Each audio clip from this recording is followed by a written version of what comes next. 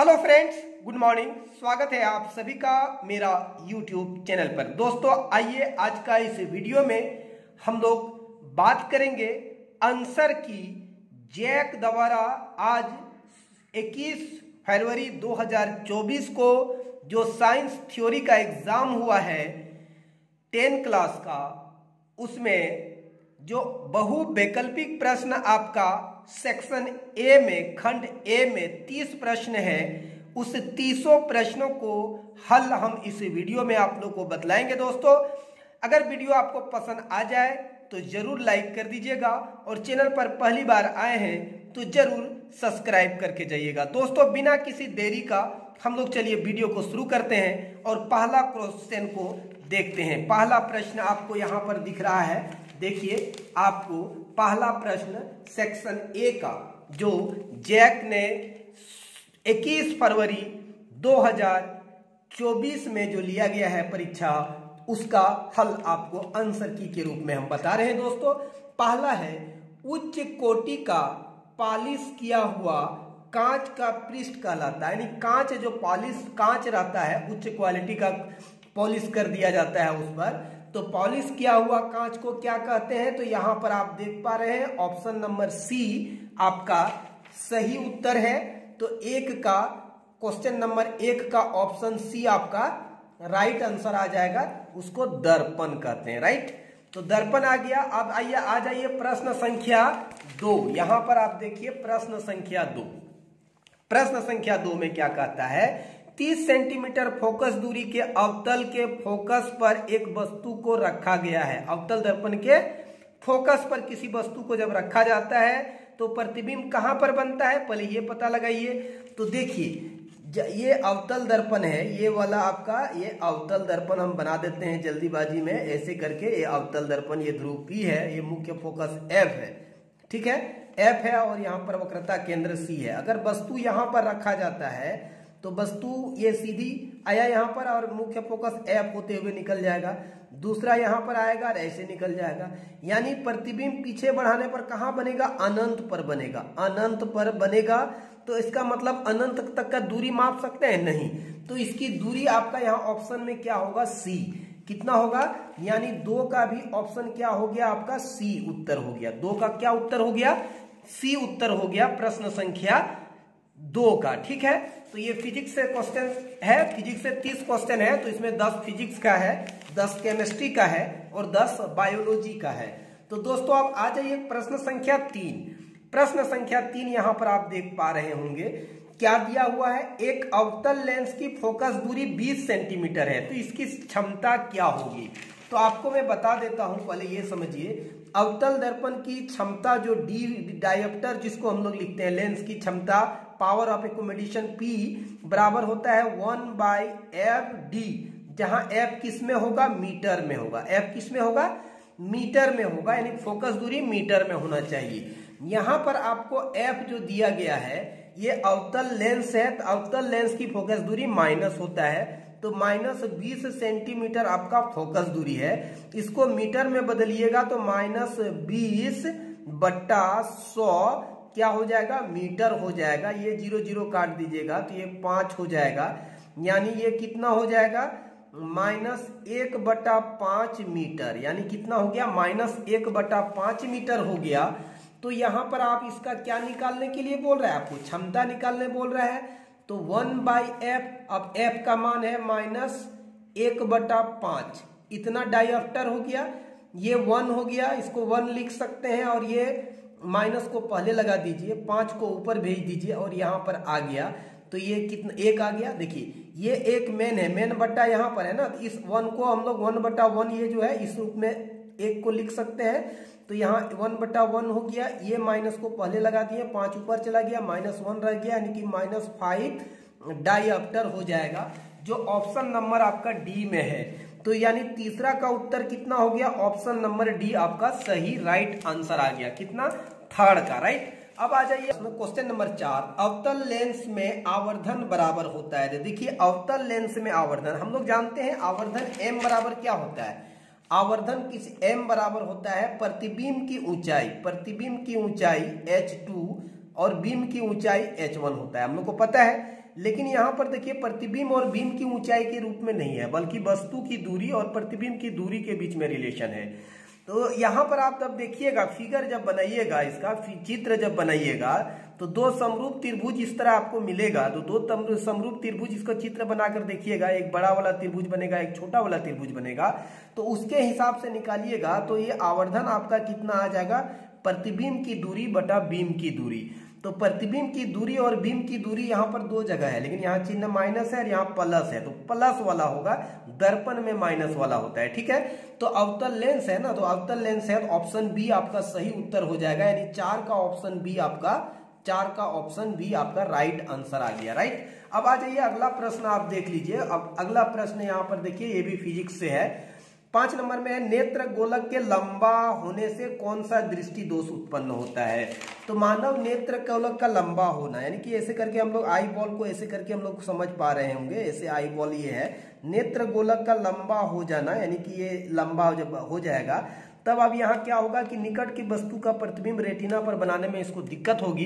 तो निकट दृष्टि दोष किसमें है, जो निकट की वस्तु को स्पष्ट रूप से नहीं देख पाएगा, लेकिन दूर की वस्तु को जो देख पाएगा उसको निकट दृष्टि दोष कहते हैं। तो यहाँ पर कौन सा दोष उत्पन्न होगा, स्पष्ट है कि इसमें निकट दृष्टि दोष उत्पन्न होगा, और 5 का ऑप्शन नंबर ए आपका सही होगा, ऑप्शन नंबर ए आपका राइट आंसर आएगा 5 में, यानी नेत्र गोलक के लंबा होने से निकट दृष्टि दोष का उत्पन्न होगा। अब आ जाइए प्रश्न संख्या 6। प्रश्न संख्या 6 ये भी फिजिक्स से है। देखिए प्रश्न संख्या 6 में क्या है कि तीव्र प्रकाश में पुतली की आकृति हो जाती है। तो देखिए जब प्रकाश की तीव्रता ज्यादा होती है तब हमारी आंख की पुतली जो होता है वो क्या होता है, सिकुड़ जाती है। सिकुड़ जाने से क्या होगा कि छिद्र छोटी हो जाती है ना, तो पुतली की आकृति कैसा हो जाएगा, छोटा हो जाएगा। उसी छिद्र को हम लोग पुतली कहते हैं। तो तीव्र प्रकाश में छिद्र को छोटा होना पड़ता है, यानी पुतली छोटी होती है ना। तो इसलिए यहाँ पर जो होगा 6 नंबर में ऑप्शन नंबर ए 6 का आपका जो होगा, 6 में ऑप्शन नंबर ए आपका राइट आंसर होगा, यानी पुतली छोटी होगी जब प्रकाश में तीव्रता ज्यादा होगी। यानी जब हम लोग धूप से रूम में जाते हैं तो पुतली को फैलना पड़ता है और छिद्र को बड़ा होना पड़ता है, लेकिन धूप में जाएंगे तो छोटी होनी पड़ेगी। तो ऑप्शन नंबर ए आपका सही उत्तर हो गया 6 नंबर का प्रश्न का। अब आ जाइए 7वां नंबर का प्रश्न देखिए, निम्न में कौन सा मात्रक एम्पियर के बराबर है। देखिए एम्पियर क्या होता है कि 1 कूलम आवेश 1 सेकंड में जो प्रवाहित होगा उसको 1 एम्पियर कहते हैं।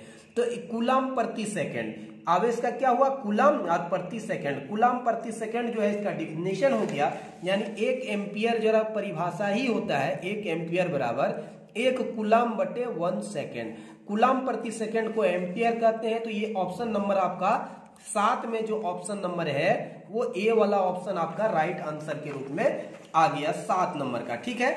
अब 8 नंबर में देखिए क्वेश्चन क्या कह रहा है कि 1 ओम प्रतिरोध के 10 प्रतिरोधक समांतर क्रम में संयोजित किया जाता है, यानी समतुल्य प्रतिरोध अगर R है तो इस प्रकार 1R1 plus 1/R2 plus 1/R3 इस तरह करके आपका 1/R10 तक इसको आपको जोड़ना है समतुल्य प्रतिरोध के लिए। लेकिन यहाँ प्रतिरोध कितना है, 1 ओम है, यानी 1/1 प्लस 1/1 जोड़ 1/1 डॉट डॉट डॉट 10 तक हो जाएगा 1/1, यानी कि ये सब वैल्यू 1 होगा। तो टोटल 1/R बराबर कितना हो जाएगा, 1/R इज इक्वल टू 10 आपका कि 1 मतलब ये कितना हो जाएगा, ये 1 ये ओम है ना यहाँ पर सबका, तो यहाँ 1 ओम करके आ रहा है इसमें, तो ये हो जाएगा हम लोगों का 10, देखिए 10/1 ओम कितना आएगा, 10/1 ओम। ये सबको जोड़ेंगे, यानी कि ये सब जगह ओम 1 ओम करके लिख दीजिए ना, यहाँ 1 ओम करके लिखिएगा तो ओम यहाँ पर आपका कॉमन आ जाएगा, और इस पर 1 जोड़ 1 जोड़ 1 जोड़ डॉट डॉट 1 हो जाएगा, यानी 10/ओम हो जाएगा। यानी कितने के बराबर आया, 1/R बराबर 10/ओम हो जाएगा। तो आप इसको बदल दीजिए, बट्टा को यानी कि R को ऊपर ले जाएंगे तो 1 इधर हो जाएगा, इधर ओम पहले हो गया, यानी कि ओम को ऊपर लिख दीजिए और 10, यानी कि ये हो जाएगा 1/10, और ओम का निशान आप बाद में लगा दीजिए। 1/10 ओम आपका सही उत्तर हो जाएगा, जो ऑप्शन नंबर कितना में दिख रहा है आपको, डी में दिख रहा है। देखिए 1/10 ओम आपका ऑप्शन नंबर डी में है, तो 8 का ऑप्शन डी आपका राइट उत्तर आ जाएगा। ठीक है, अब आ जाइए अगला प्रश्न आप देखिए, क्वेश्चन नंबर 9। यहां पर देख पा रहे होंगे आप, क्वेश्चन नंबर 9 बहुत इंपॉर्टेंट है।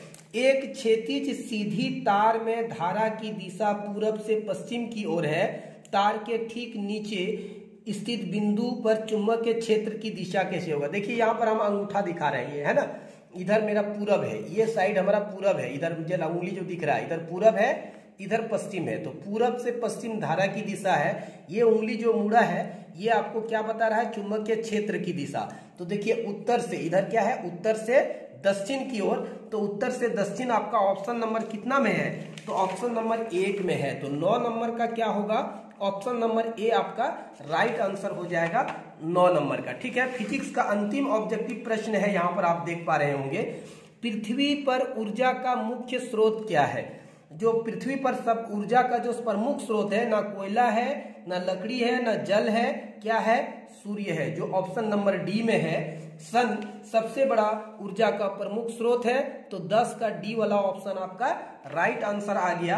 अब चलिए हम लोग शुरू करते हैं। अब आपका देखिए, अब फिजिक्स खत्म हो गया, अब केमिस्ट्री का यहाँ पर प्रश्न देखिए। आप यहाँ केमिस्ट्री का देख पा रहे होंगे 11 नंबर में, जस्ता कॉपर सल्फेट से अभिक्रिया करता है। तो जस्ता जिंक सल्फेट और कॉपर जो अभिक्रिया कर रहा है, ये कैसा अभिक्रिया, जस्ता कॉपर को विस्थापित करता है। तो ये कौन सा अभिक्रिया हो जाएगा, विस्थापन अभिक्रिया हो जाएगा। तो 11 में कितना नंबर में है, विस्थापन, तो सी नंबर में है। 11 का सी आपका राइट आंसर हो गया। ठीक है, 11 नंबर का आपको उत्तर मिल चुका है। अब आ जाइए 12 नंबर का प्रश्न देखिए।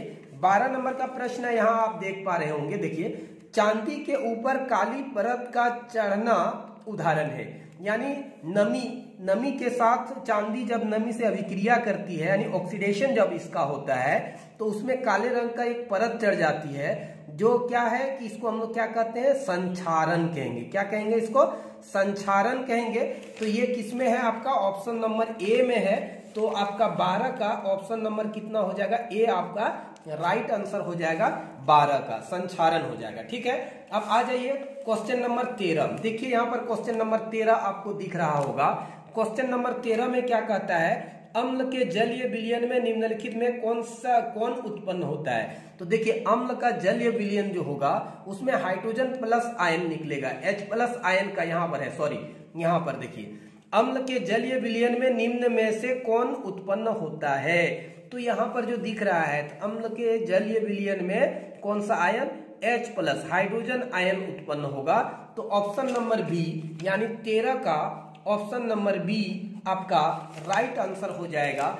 अब आ जाइए हम लोग केमिस्ट्री का चौथा नंबर का प्रश्न, यानी 14 नंबर का प्रश्न देख पा रहे होंगे। यहाँ पर विरंजक चूर्ण का रासायनिक सूत्र क्या है। तो विरंजक चूर्ण का रासायनिक सूत्र जो होगा कैल्शियम ऑक्सीक्लोराइड, CaOCl2 है। तो ये कहां पर है, ऑप्शन नंबर सी में है, कैल्शियम ऑक्सीक्लोराइड, इसको भूल करके भी नहीं दीजिएगा, CaOCl2, यानी 14 का आपका क्या होगा, option number C right answer हो जाएगा।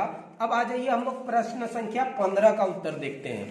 प्रश्न संख्या 15 में देखिए, निम्न में कौन सी धातु सर्वाधिक तन्य है। हम लोग जानते हैं सर्वाधिक तन्य धातु कौन है, सोना है। 1 ग्राम सोना से हम लोग कितना, 2 किलोमीटर, लगभग 2 किलोमीटर का तार खींच सकते हैं। तो इससे अधिक तन्य धातु और कोई नहीं है। तो 15 का जो है ऑप्शन नंबर 15 का जो है वो कितना नंबर में है, सोना, ए नंबर में। तो ए वाला आपका राइट आंसर हो जाएगा 15 का। ठीक है, अब आ जाइए 16 नंबर का प्रश्न देखिए। यहां पर ये बहुत इंपॉर्टेंट है, देखिए धातु की क्रियाशीलता को दिखाया जा रहा है, यानी कौन सबसे अधिक क्रियाशील धातु है। हम लोग जानते हैं कि पोटासियम सबसे अधिक है, उसके बाद सोडियम है।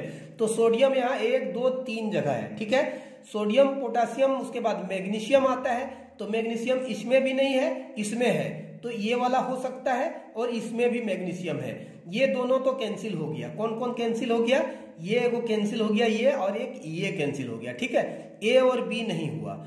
अब रहा कि ए और सी नहीं हुआ। अब बी और डी में देखते हैं, सोडियम मैग्नीशियम है। अब कॉपर और जस्ता में जस्ता सबसे अधिक क्रियाशील है, उसके बाद कॉपर है। तो ये डी वाला ऑप्शन अब आपका राइट हो गया, क्योंकि यहाँ ऑर्डर गड़बड़ा गया कि जस्ता को बाद में लिखा है, कॉपर को पहले लिख दिया है। कॉपर बाद में आएगा, जस्ता पहले आएगा।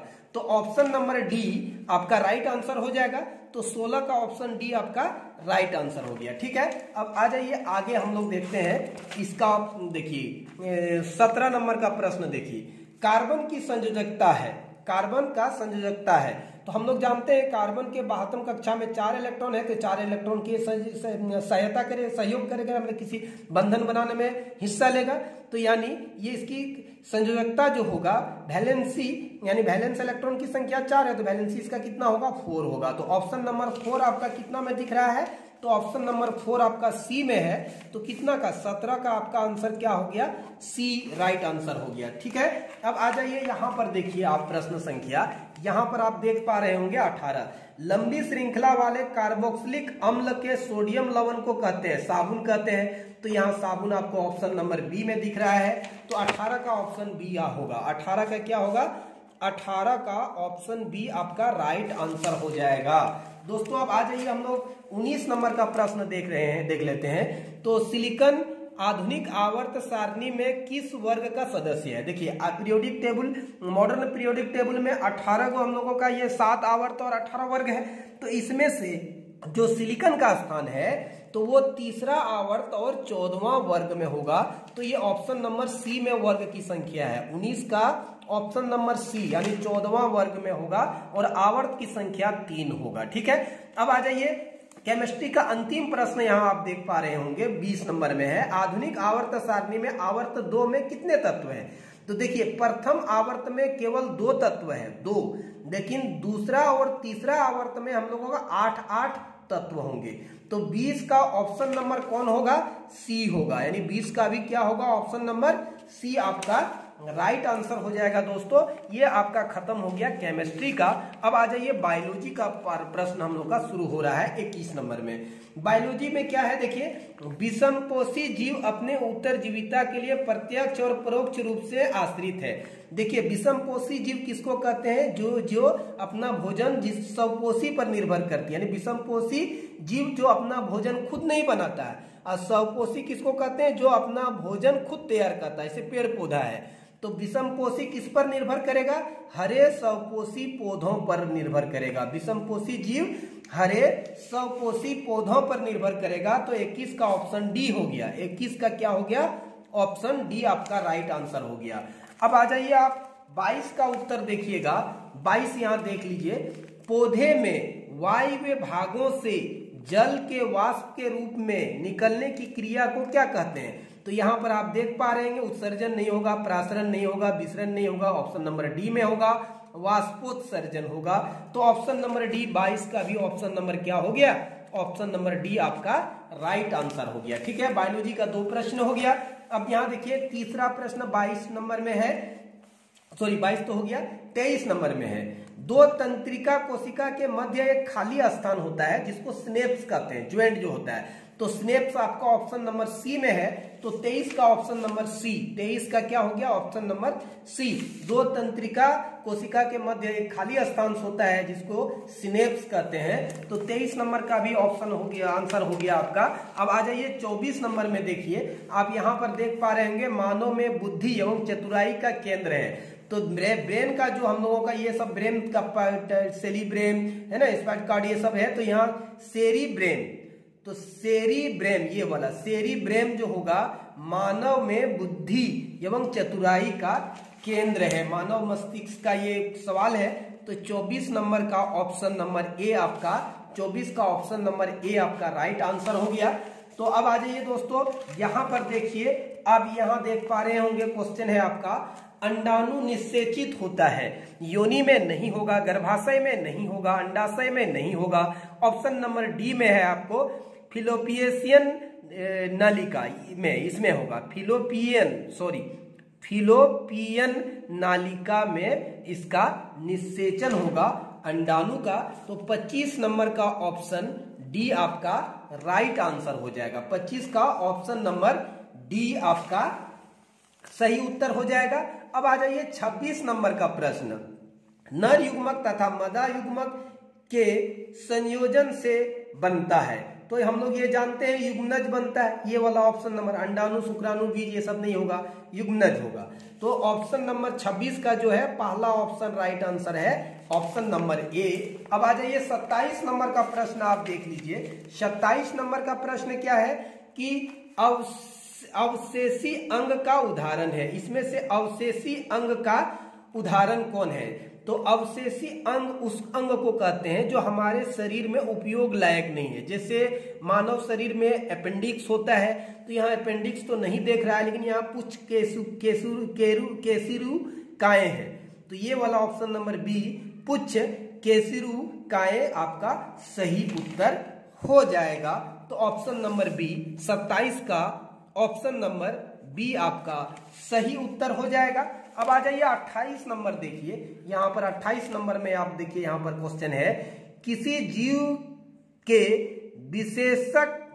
विशेषक पर किसका प्रभाव पड़ता है? कोई भी जीव होगा उस पर प्रभाव किसका पड़ता है? हम लोग जानते हैं डीएनए का, तो किसका डीएनए? केवल पैतृक का नहीं, केवल मातृक का नहीं, दोनों का होगा, यानी पैतृक और मातृक दोनों का डीएनए पर फर्क पड़ेगा।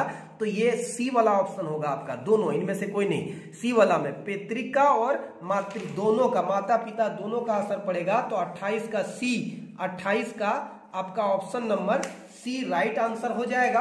अब आ जाइए आप 29 नंबर में देख लीजिए, ओजोन परत पर अवक्षय करता है, यानी ओजोन परत को छिद्र करने में कौन काम करता है? क्लोरोफ्लोरोकार्बन, जो एसी सब में रहता था पहले, क्लोरोफ्लोरोकार्बन CFC। तो ऑप्शन नंबर ए आपका राइट आंसर हो जाएगा। 29 का ऑप्शन नंबर ए आपका राइट आंसर हो जाएगा। दोस्तों इस वीडियो का अंतिम प्रश्न और ऑब्जेक्टिव का अंतिम प्रश्न आज का परीक्षा यानी 21 फरवरी 2024 को जो जैक द्वारा 10वीं कक्षा का जो बोर्ड परीक्षा का परीक्षा लिया गया था, उसमें जो ऑब्जेक्टिव बहुवैकल्पिक प्रश्न जो पूछा था उसका 30वां नंबर देखिए, विश्व में सबसे तेजी के साथ घटता जा रहा प्राकृतिक संसाधन कौन सा है? तो जल नहीं है, वन ये राइट आंसर होगा। जो बहुत इंपॉर्टेंट क्वेश्चन है सबसे लास्ट में, लेकिन सबसे महत्वपूर्ण प्रश्न है 30 नंबर का, option number B, option number B one होगा। तो दोस्तों ये था आपको जैक द्वारा 21 फरवरी 2024 में जो 10वीं कक्षा का विज्ञान का परीक्षा लिया गया था उसका सेक्शन ए बहुवैकल्पिक ऑब्जेक्टिव टाइप प्रश्न का आंसर की। दोस्तों वीडियो पसंद आया हो तो लाइक कर दीजिए, चैनल को सब्सक्राइब कर लीजिए। हमें दीजिए इजाजत, फिर मिलेंगे अगले वीडियो में। तब तक के लिए आप सभी मेरे प्यारे बच्चों और दोस्तों को मैं दिल से धन्यवाद देता हूं। जय हिंद।